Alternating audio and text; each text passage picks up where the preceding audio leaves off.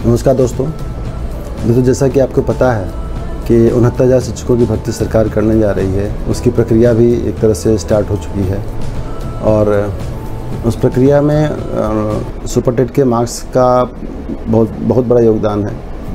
60% उसका योगदान है और एकेडमिक करियर का भी कुछ योगदान है उसमें 10% इस तरह से मिलाकर गुणांक बनाया जा रहा है। आज के इस वीडियो में हम लोग गुणांकों की गणना करना सीखेंगे, साथ में ये भी देखेंगे कि आखिर विवाद क्या चल रहा था, शिक्षा मित्रों का कैसे कैलकुलेशन करेंगे, फिर आगे चलकर देखेंगे कि गुणांक के आधार पर नियुक्ति होने की कितनी संभावना है। ये एकमात्र विश्लेषण है, इसका कोई कहीं भी किसी भी नियुक्ति प्रक्रिया और किसी भी तरीके के अदर प्रेडिक्शन से कोई संबंध नहीं है। ये हमारा एकमात्र अपना जो विश्लेषण है वही है। तो आइए देखते हैं दोस्तों, सबसे पहले हम लोग ये देख रहे हैं कि आखिर विवाद क्या है। जैसे कुछ जो शिक्षा मित्र हैं या कुछ अध्यापक हैं, कुछ छात्र या शिक्षा मित्र कह लें, वो एक तरफ हैं और सरकार अन्य छात्र एक तरफ है। ठीक है, तो है क्या विवाद ये देखते हैं। आप लोगों को पता होगा कि सुपर टेट का एग्ज़ाम जो है वो 150 मार्क्स का हुआ था। सुपर टेट का एग्ज़ाम 150 मार्क्स का हुआ था सुपर टेट का। अब 150 मार्क्स, इन लोगों का कहना था कि ये 40% और 45% पर होना चाहिए, यानी कि 40% 45% मतलब 40% ओबीसी और 45% जनरल, ये होना चाहिए। और सरकार कह रही थी नहीं, हम 60 और 65 पे करेंगे, 60% और 65% पे करेंगे। ये सरकार का था, ओबीसी और जनरल का। तो हुआ क्या, अब यहाँ पर कैलकुलेट करिए, देखिए कितना आ रहा है। अगर हम कैलकुलेट करें इसका तो 150 का 40%, 60 नंबर, 150 का 45%,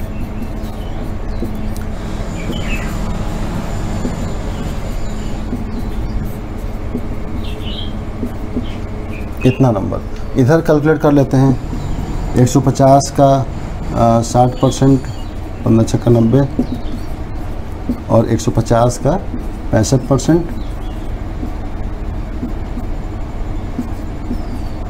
और इस तरह से 97.5 हो गया। दोस्तों, ये जो विवाद था कि वो लोग चाह रहे थे कि इस पर हो और सरकार कह रही थी इस पर हो।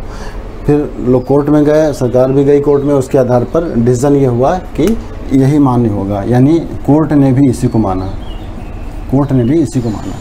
दोस्तों, यहाँ अगर गुणांक की गणना करना है तो एक चीज़ ये समझ लीजिए कि पूर्णांक क्या क्या है, आपने कितने मार्क्स पाए। हालांकि सब लोग अपना परसेंटेज कैलकुलेट करके रखे होंगे, लेकिन फिर भी हम यहाँ पर गणना कर ले रहे हैं।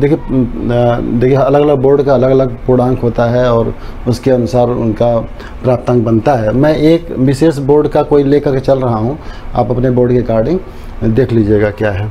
हाई स्कूल मान लीजिए, जैसे यूपी बोर्ड में 600 नंबर का होता है, मान लीजिए इसमें किसी कैंडिडेट के 400 नंबर हैं, 500 नंबर का है, इसमें सपोज 350 नंबर हैं, 1800 नंबर का BA BSc। जैसे 1800 का पूर्णांक जो होता है वो किसी यूनिवर्सिटी में कुछ और होगा। हम जैसे लखनऊ विश्वविद्यालय के का जानते हैं हम कि वहाँ पे 1800 का पूर्णांक होता है। तो 1800 का पूर्णांक में मान लीजिए किसी के नंबर हैं सपोज 1200 नंबर हैं 1800 में। B.Ed BTC का क्या है कि थ्योरी और प्रैक्टिकल का अलग अलग होता है। मान लीजिए 600 में कोई 400 नंबर पा रहा है और प्रैक्टिकल का मान लीजिए 200 में 180 नंबर पाया। तो इस तरह से इसके टोटल जो है 400 और 180 नंबर मिला दिया जाए तो टोटल यहाँ पर हो जाएगा 580 नंबर, 580 हो जाएगा। और यहाँ पर जो होगा इनका पूर्णांक टोटल हो जाएगा 800। तो 800 में 580 नंबर माना जाएगा ये दोस्तों। और इसी तरह से 150 में मान लीजिए किसी के 105 नंबर आते हैं सपोज, ऐसे। तो इस आधार पर हम गणना करने जा रहे हैं। पहले निकालेंगे इनका प्रतिशत, परसेंटेज कितना हुआ। तो परसेंटेज 600 का, 600 में 400 है तो 400 बटे 600 गुणे 100, ये हो जाएगा लगभग 66%। ये आ गया। हम दशमलव के बाद के अंकों को नहीं ले रहे हैं, केवल कैलकुलेशन की सुविधा के लिए। लगभग 66% ही आ गया। फिर आते हैं आगे 350 नंबर, तो 350 बटे 500 गुणे 100 नंबर, ये कट गया 2 जीरो और 5 सत्ते 35, ये हो गया 70%, 66%। फिर 1200 नंबर, 1200 और 1800 में गुणे 100, फिर इनको काट दिया जाए, 6 3 18, 6 दूने 12, 200 बटे 3, और फिर वही नंबर आ जाएगा 66%, लगभग 66-67 के आसपास मान सकते हैं।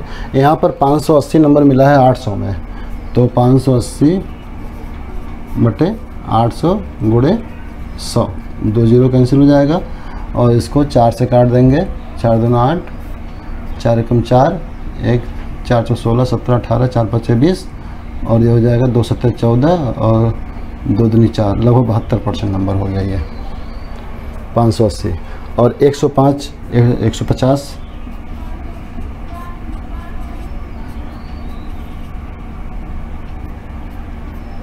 15 7 105, ये हो गया 70%। ये दोस्तों हमारे मार्क्स हो गए, परसेंटेज मार्क्स हो गए। देखिए अलग अलग कर दे रहे हैं इनको हम।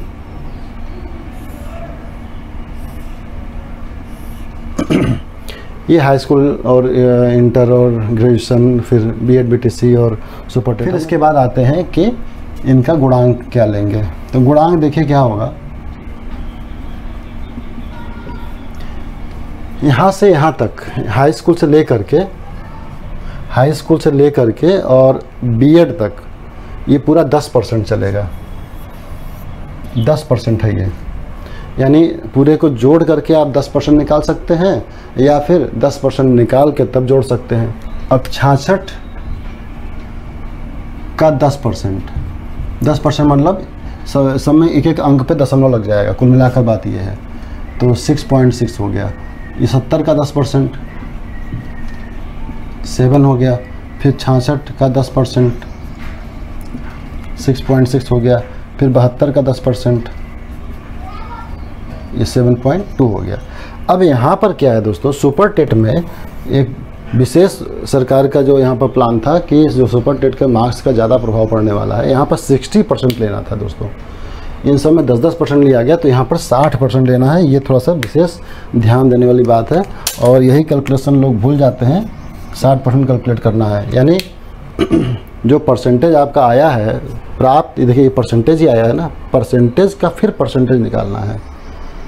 लोग इसका परसेंटेज निकाल दे रहे थे, यही गलती हो जा रही थी। तो इसको हम जो परसेंटेज आया 70%, इसका फिर 60% निकालने जा रहे हैं। तो 70 का 60%, 7 42 नंबर। इस तरह से दोस्तों ये और ये सबको जोड़ लेंगे, सबको जोड़ करके कैलकुलेट कर लेते हैं, देखते हैं कितना आता है। 6 6 12 13 14 का 4 हाथ से लगा 1।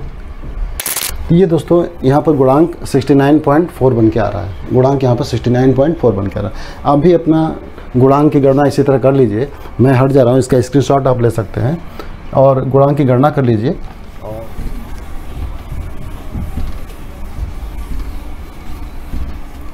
दोस्तों ये एक फार्मूला रूप हम देना चाह रहे हैं। ये हाई स्कूल का मार्क्स है, हाई स्कूल, ये इंटर, ये ग्रेजुएशन, और ये ट्रेनिंग का बीएड या बीटीसी जो भी है उसका, ये सुपर टेट का मार्क्स है। तो इसमें इन सब को हम परसेंटेज में लिख रहे हैं, और सुपर टेट का जो मार्क्स है उसको परसेंटेज में ना लिख करके जितना आप पाए हैं वो है यहाँ पर। सुपर टेट का मार्क्स को परसेंटेज में नहीं लिख रहे हैं। अब यहाँ पर जो भी अभी हम लोग कैलकुलेट कर रहे थे उसके अकॉर्डिंग अगर लिखना चाहें तो हाई स्कूल में 66% और इंटर में 70 था, ग्रेजुएशन में भी 66 था, और इसमें 72 था। इनको जोड़ लिया जाए और 0.1 से मल्टीप्लाई कर दिया। सुपर टेट में 105 नंबर माने थे हम, और 0.4 हो गया। इनको जोड़ लेते हैं, 6 2 8 6 14। तो ये रहा दोस्तों, ये टोटल मार्क्स हो गए और ये गुणांक हो गया। तो इस फार्मूले का प्रयोग करिए, या फिर जो विधि बताई गई है उसके अनुसार। ये सुपर टेट का मार्क्स है और ये सब परसेंटेज में है, ये परसेंटेज में नहीं है, ये सब परसेंटेज में है। ये विदाउट परसेंटेज है।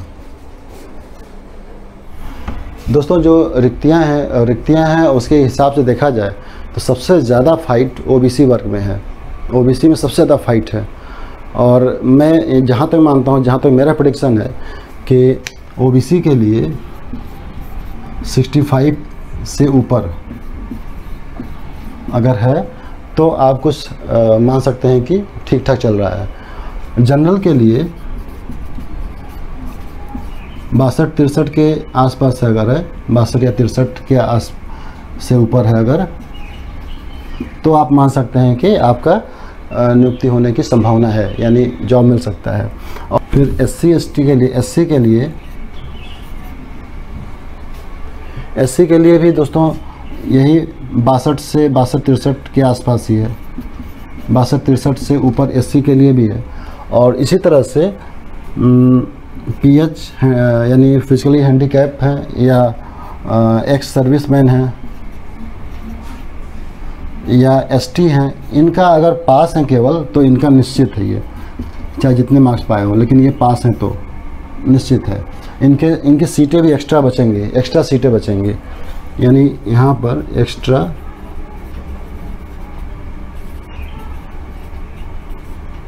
बचेंगे। तो दोस्तों ये थोड़ा सा एनालिसिस रहा हमारा,